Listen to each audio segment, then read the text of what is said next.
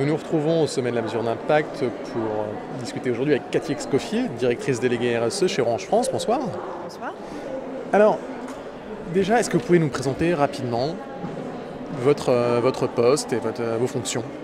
D'accord. Écoutez, je suis directrice déléguée de la RSE pour Orange France. Donc j'ai évidemment sur ces sujets-là les enjeux environnementaux et sociétaux.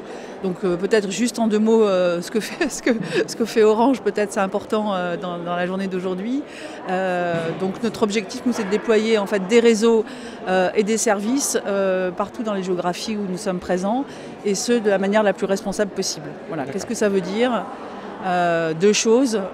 D'une part, sur des enjeux d'inclusion, parce qu'en fait, amener des réseaux, c'est quand même, je le rappelle, 4 millions d'euros d'investissement en France, 4 milliards sur fonds propres et 2 milliards en cofinancement avec les collectivités territoriales.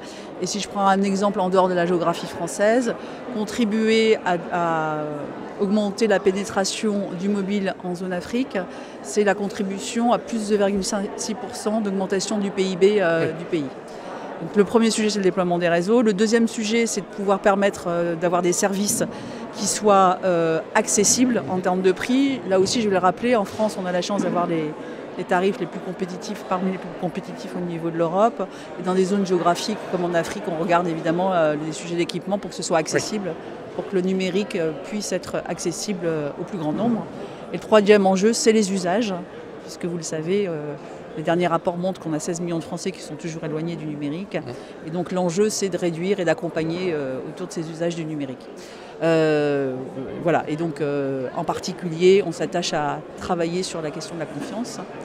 Et le deuxième point, c'est l'environnement, parce que tout ça, il faut le faire comme tout le monde, dans un contexte environnemental où il faut réduire ses émissions de carbone. On a pris des engagements sur ce point en étant neutre carbone à l'horizon 2040. Et le deuxième point, c'est d'être attentif à faire en sorte qu'effectivement, on développe des usages et des services numériques dans un contexte de sobriété.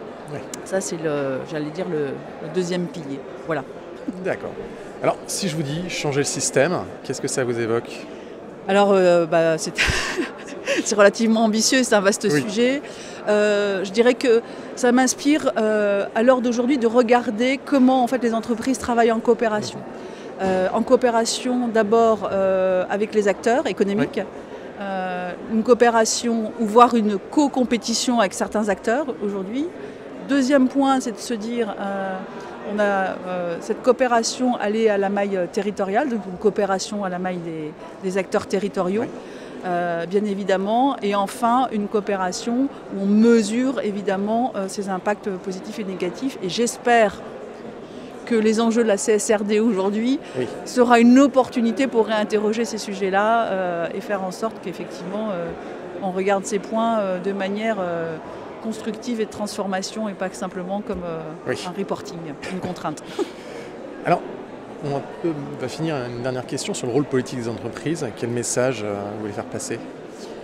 Je crois qu'aujourd'hui, l'entreprise a plus que jamais un rôle politique dans le sens étymologique du terme et son origine. On le voit bien, elle a non seulement une activité économique, mais elle a évidemment un enjeu de regarder la partie économique, environnementale et sociale. Et c'est évidemment, alors économique, ça c'est adhérent à l'activité d'une entreprise. Environnementale, même si c'est complexe, j'allais dire qu'effectivement le mouvement fait que ces sujets-là sont adressés maintenant au sein des stratégies des entreprises. Sur le sociétal et social, on a encore évidemment des choses à faire et c'est un point important.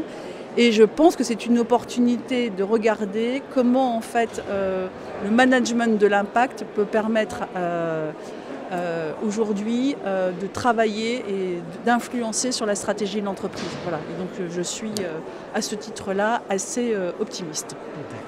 Eh bien, merci d'avoir répondu à nos questions. Bonne fin de journée à vous. Merci à vous. Au revoir. On se retrouve pour une dernière interview au sommet de la mesure d'impact.